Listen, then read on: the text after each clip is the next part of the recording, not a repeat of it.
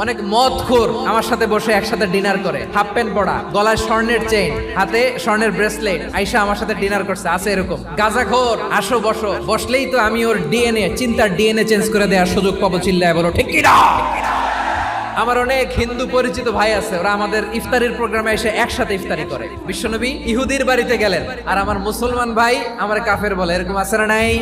মুসলিমরা দেখতে পারে না, সহ্য করতে পারে। বিষ্ণু ইসা ইসলামের খাদেম ছিল ইহুদি, এতদিন খেদমত করলো, একদিনও বিশ্বনবী ওর কালিমার দাওয়াত দেয় নাই। কারণ কি? বিশ্বনবী একটা ভালো সময়ের অপেক্ষা করতেছিলেন, দায়ী সুযোগ খুঁজে কখন দাওয়া দিলে ব্যাটে বলে হবে, ঝোপ বুঝে কোপ মারে। বিষ্ণু ইসা ইসলাম ভালো সময়ের অপেক্ষা করতেছিলেন, দেখি আস্তে আস্তে এমন সময় আসছে, ছেলে এবার মুমূর্ষ, যখনই টাইমিং পেয়েছেন দাওয়াত দিলেন, পড়ো লা ইলাহা ইল্লাল্লাহ। প্রতিবেশী ইহুদি হোক হিন্দু হোক, যাবেন, সুসম্পর্ক রাখবেন, উপহার দিবেন, বিপদে পাশে দাঁড়াবেন, অসুস্থ হইলে একটু আপেল নিয়ে যান, আঙ্গুর নিয়ে যান। ইসলামের বিউটি দেখে, সৌন্দর্য দেখে অবাক হবে, নসিব ভালো হলে কোনোদিন কালিমা পড়ে মুসলমান হয়ে যাবে।